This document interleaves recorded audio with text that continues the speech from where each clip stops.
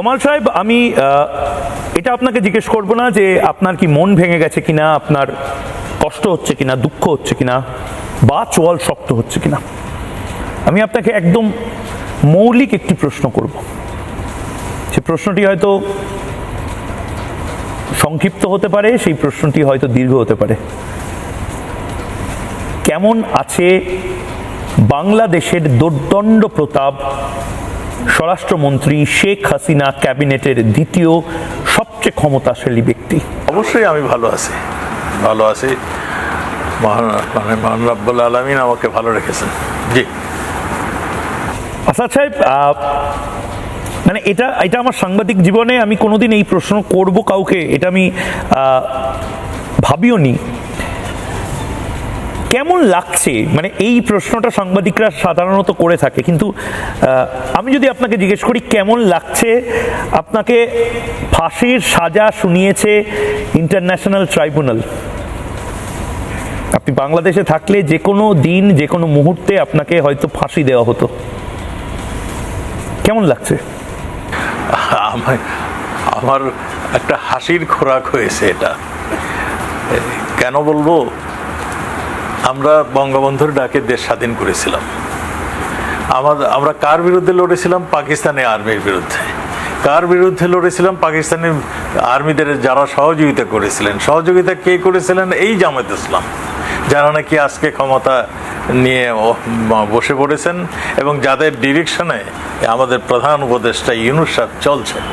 সেই জামাত ইসলামের মানে কে চালাচ্ছেন জামাত ইসলামকে? আবার সেই পাকিস্তান আজকে মানে পাকিস্তানের মানে ইন্টেলিজেন্স বাহিনী আইএসআই আমাদের ঢাকা ক্যান্টনমেন্টে অবস্থান করে। আইএসআই যেরকমভাবে প্রেসক্রিপশন দিচ্ছে আমাদের দেশ সেই রকমভাবেই চলছে। তাদের প্রেসক্রিপশন অনুযায়ী আজকে এই ক্যাঙ্গারু কোর্টটা হয়েছে। এখানে তারা বলছে মানবতা বিরোধী যে কর্ম হয়েছে তার একটা মানে করেছেন, ওনারা বর্ণনা দিয়েছেন এবং বর্ণনা মতে আমাকে এবং প্রধানমন্ত্রীকে, মাননীয় প্রধানমন্ত্রীকে ফাঁসির আদেশ তারা শুনিয়েছেন। আমার প্রশ্ন হলো, এই আদালতটার বৈধতাটা সম্বন্ধে। এখানে কোনো যুদ্ধ হয়নি, এখানে কোনো গণহত্যা হয়নি, এখানে মানবতা বিরোধী কোনো কাজও হয়নি। এখানে কি হয়েছে?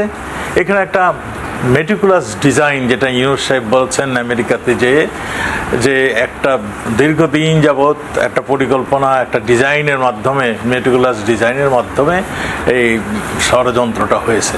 এখানে কারা কারা সঙ্গে জড়িত ছিল সবই আপনারা দেখেছেন। মোট কথা, পাকিস্তান সরকার প্রধানও আপনার ঘটনার পরে তিনি বলেছিলেন যে তারা ৭১-এর প্রতিশোধ নিলেন। তো এই সব কিছু যদি আপনি একত্রে করেন তাহলে এটা পরিষ্কার হয়ে যায় যে কেন এই ক্যাঙ্গারু কোর্ট, কেন বা এই হাস্যকর ঘটনাগুলি ঘটাচ্ছেন।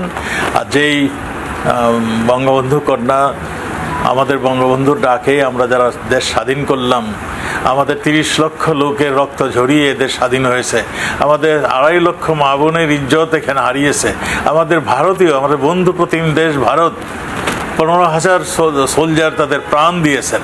সেই রক্তে রঞ্জিত বাংলাদেশ আজকে তাদের হাতেই চলে গিয়েছে, যাদের বিরুদ্ধে আমরা যুদ্ধ করেছিলাম। কাজেই এবং এইখানে যারা বিচারক হিসেবে নিয়োজিত হয়েছেন তারাও শুনলাম নাকি জামাত ভাবাপন্ন তারা। এবং একজন যিনি প্রধান কুশলী, তিনি ওনার নামটা হলো জনাব আজিম তাজুল ইসলাম। এই তাজুল ইসলামের যদি মানে খুঁজেন তার পিছনের ইতিহাসটা, এই আমাদের যে আইসিটি মামলা কোর্ট ছিল সেইখানে মানে যুদ্ধাপরাধীদের জন্য তিনি কুশলী হিসাবে কাজ করেছেন। এই যতগুলো মানে এখানে যাদের বিচার হয়েছে তাদের কুশলী হিসাবে তিনি কাজ করেছেন। তাকেই দেওয়া হয়েছে, আবার আমাদের এগেনস্টে তাকে দাঁড়া করানো হয়েছে। এবং এইটাখানে কি বিচার হবে সেটা তো আপনারা সবাই জানেন, এবং সেই অনুযায়ী তাদের প্রেসক্রিপশন অনুযায়ী আজকের বিচারের রায়টা ঘোষণা হয়েছে।